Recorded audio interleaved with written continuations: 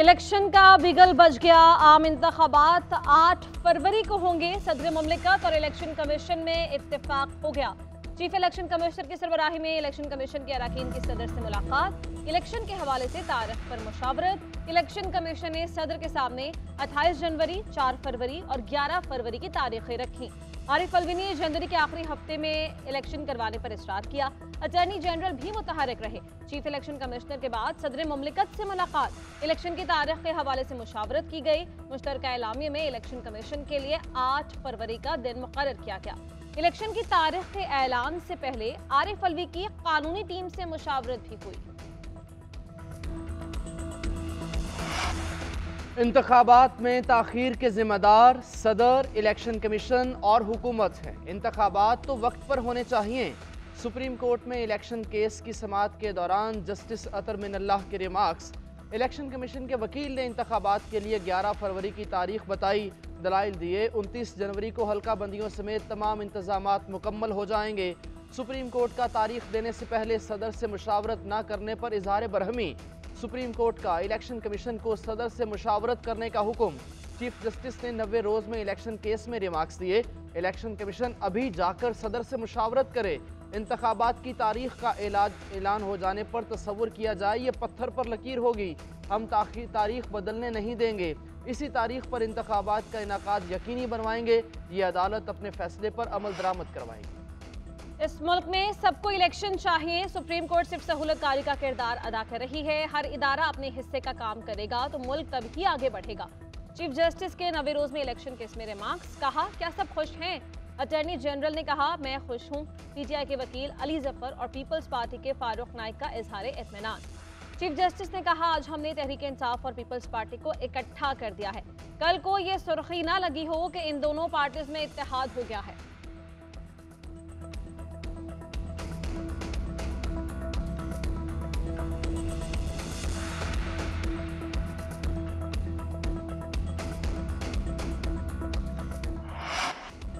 अदालत इलेक्शन की तारीख न देने वालों के खिलाफ कार्रवाई करे। सुप्रीम कोर्ट में आबिद जुबैरी के दलाइल। चीफ जस्टिस ने रिमार्क्स दिए। आप कहना चाहते हैं सदर ने इलेक्शन की तारीख न देकर आइन की खिलाफ वर्जी की? क्या इस पर तौहीन अदालत का नोटिस करें? आप सदर पाकिस्तान के खिलाफ आर्टिकल 6 की कार्रवाई चाहते हैं। आप जबरदस्ती हमें वहां ले गए जहां हम नहीं जाना चाहते थे। आप चाहते हैं बेंच टूट जाए और हम जानते हैं कि आप ऐसा क्यों चाहते हैं। किसी ने अगर अपना काम नहीं किया तो अदालत उसका काम नहीं करेगी। अदालत सिर्फ उन्हें बताएगी कि नताइज क्या होंगे। उधर आज की समाअत के तहरीरी हुक्मनामे में कहा गया, इलेक्शन कमीशन के मुताबिक हल्का बंदियों का अमल 30 नवंबर को मुकम्मल होगा। 5 दिसंबर को हल्का बंदियों की हतमी शक्ल दी जाएगी। इलेक्शन से मुतालिक तमाम मराहिल 29 जनवरी 2024 तक मुकम्मल होंगे।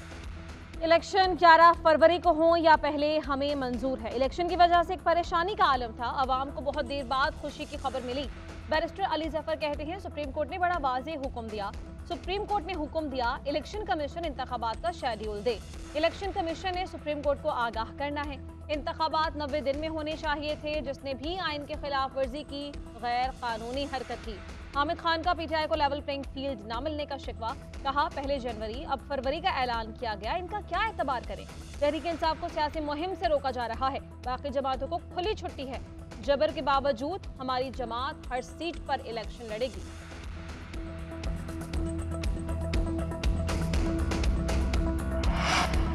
इलेक्शन 11 फरवरी से आगे नहीं जाना चाहिए। नून लीग इंतखाबात के लिए तैयार है। हल्का बंदियों के सारे मराहिल दिसंबर के पहले हफ्ते तक मुकम्मल हो जाएंगे। नून लीग के सेनेटर आजम नज़ीर तारड़ की मीडिया से गुफ्तगू। सेनेटर इरफान सदीकी ने कहा कि इलेक्शन से 3 माह पहले क्यों वावेला किया जा रहा है। लेवल प्लेइंग फील्ड सबके पास है। पीपल्स पार्टी के रहनुमा फारूक नाइक ने कहा, सुप्रीम कोर्ट का फैसला तमाम सियासी जमातों की जीत है। इंशाअल्लाह 11 फरवरी को इंतखाबात होंगे। अब इलेक्शन होने का इबहाम ख़त्म हो चुका। ANP रहनुमा जाहिद खान बोले, यूं लगता है इलेक्शन कमीशन इंतखाबात कराने में संजीदा नहीं। पहले कहते थे कि जनवरी में इलेक्शन कराएंगे, अब फरवरी की तारीख दे दी। MQM के रहनुमा अमीनुल हक का सुप्रीम कोर्ट के फैसले का खैर मकदम। नैब तरमीमी ऑर्डिनेंस में 120 दिन की तौसीह। सेनेट ने करारदाद की कसरत राय से मंजूरी दे दी। निगरान वज़ीर कानून इरफान असलम ने करारदाद पेश की। कायदे ऐवान साकदार ने कहा कि माजी में मुखालिफिन को सियासी इंतकाम का निशाना बनाया गया। नवाज शरीफ के मामले में बदनीयती से काम लिया गया। माजी में खराब हुई चीजों को ठीक करना है। अस खुद नोटिस पर कई फैसले मुतनाज़े हैं, पैनामा उनमें से एक है। सेनेटर आजम नजीर तारड़ ने कहा, कानून बनाना पार्लियामान का इख्तियार है। आइन ने कानून बनाने का इख्तियार सुप्रीम कोर्ट को नहीं दिया। अली जफर ने कहा कि सुप्रीम कोर्ट कह चुकी कि नैब ऑर्डिनेंस गैर कानूनी है, अदालत हमारी इज्जत कर रही है। सेनेटर कामरान मुर्तजा के नैब तरमीमी ऑर्डिनेंस में तौसी की मुखालिफत, कहा ये तौसी सोचे समझे बगैर है।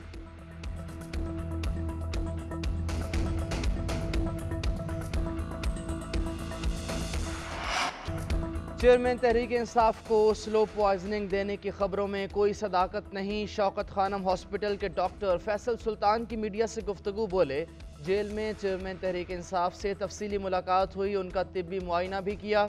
स्लो पॉइजनिंग की बात दुरुस्त नहीं, तिब्बी मुआयने में कोई ऐसी बात नज़र नहीं आई। चेयरमैन पीटीआई ने खुराक से मुतल्लिक कोई शिकायत नहीं की, उनकी सेहत बिल्कुल ठीक है।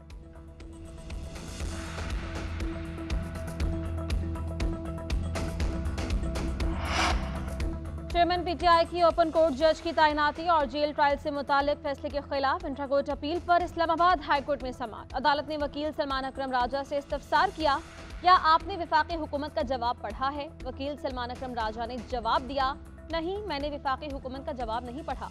इंसदाद दहशतगर्दी अदालत में जजेस की आसामियां महीनों से खाली हैं।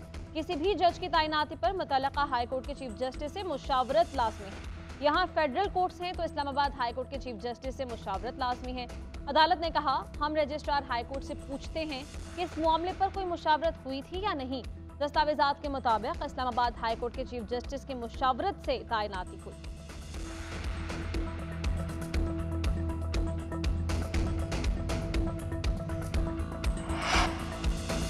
साबिक वज़ीर ख़ारजा शाह महमूद कुरैशी की अडियाला जेल में तबीयत ख़राब। जेल इंतज़ामिया की दरख्वास्त पर अडियाला जेल से पिम्स हॉस्पिटल मुंतकिल करने की इजाज़त। जेल इंतज़ामिया ने कहा कि शाह महमूद कुरैशी को जेल डॉक्टर की एडवाइस पर पिम्स मुंतकिल करने की इजाज़त दी जाए। ऑफिशियल सीक्रेट एक्ट अदालत का शाह महमूद कुरैशी को पिम्स हॉस्पिटल मुंतकिल करने का हुक्म। शाह महमूद कुरैशी साइफर केस में जुडिशल रिमांड पर अडियाला जेल में कैद।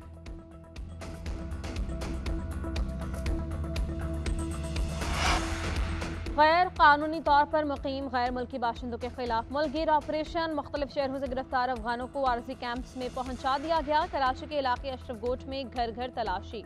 एक रोज कबल 30 गैर कानूनी अफगान शहरियों को हिरासत में लिया गया था। वापस जाने वाले अफगानों की सहूलत के लिए तुर्खम बॉर्डर आज रात 11 बजे तक खुला रखने का फैसला। खैबर पख्तूनख्वा और बलोचिस्तान में खुसूसी कंट्रोल रूम कायम। मजमूई तौर पर अब तक 1,43,135 अफगान शहरी वापस जा चुके हैं।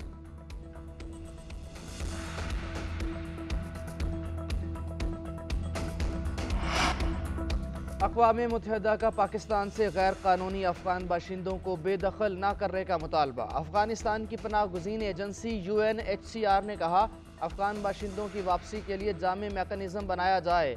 अफगानों की वापसी से उनकी ज़िंदगियों को ख़तरा हो सकता है। पाकिस्तान में 10 लाख गैर दस्तावेजी गैर मुल्की शहरियों की बेदखली से संगीन नताइज सामने आ सकते हैं। अमरीका, यूरोपीय यूनियन के 8 ममालिक का भी गैर मुल्कियों की मुल्क बदरी रोकने का मुतालबा।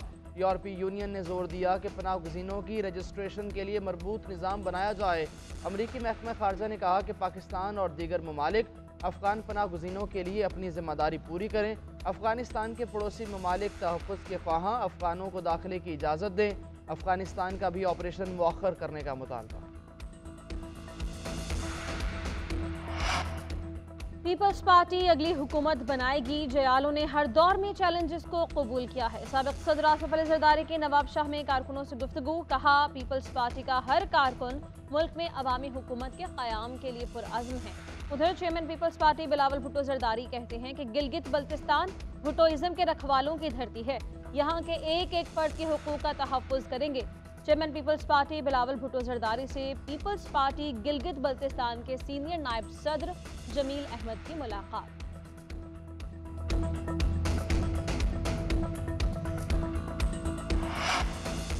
साबिक़ वज़ीर आज़म शहबाज शरीफ की जाती उमरा में नवाज शरीफ से मुलाकात। आइंदा आम इंतखाबात के हवाले से बातचीत। नून लीग के कौमी और सूबाई असम्बली के उम्मीदवार दरखास्तों के हवाले से गुफ्तगू।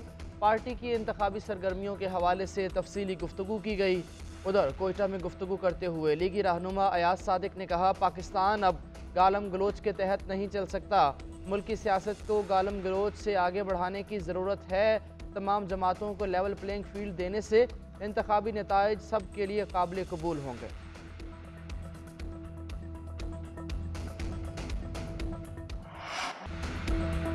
वर्ल्ड कप में भारत की मुसलसल 7वीं फतह। श्रीलंका को 302 रन से शिकस्त। भारत और श्रीलंका का मैच एशिया कप फाइनल का रेप्लिका बन गया। लंकन टाइगर्स भारतीय सुरमाओं के सामने भीगी बिल्ली बन गए। 358 रन के हदफ के ताक़ुब में श्रीलंकन टीम 20वें ओवर में 55 रन पर ढेर। 5 लंकन बैटर्स खाता ही न खोल सके। मोहम्मद शामी और मोहम्मद सिराज मुखालिफ बैटर्स पर कहर बनकर टूटे। शामी ने 5 और सिराज ने 3 विकेट्स उड़ाई। मोहम्मद शामी ने वर्ल्ड कप में दूसरी बार 5 विकेट्स हासिल की हैं। भारत ने पहले खेलकर 357 रन बनाए थे। शुभमन गिल 92, विराट कोहली 88, श्रेयस अय्यर 82, रविंद्र जडेजा 35 रन बनाकर नुमाया रहे। Mohammed Shami man of the match रहे। भारत 14 पॉइंट्स के साथ सरफहरिस्त। बांग्लादेश के खिलाफ फतह। मिकी आर्थर ने कौमी टीम की तारीफों के पुल बांध दिए। टीम डायरेक्टर ने फतह को टीम वर्क का नतीजा करार दिया और कहा कि सब ने बेहतरीन खेला। हमें इस जीतने वाली जहनीत को ड्रेसिंग रूम में रखना है। इम्पैक्ट प्लेयर शाहीन ने मैच को हमारे लिए सेट किया, जिसे डेथ बॉलर्स ने अच्छा इस्तेमाल किया।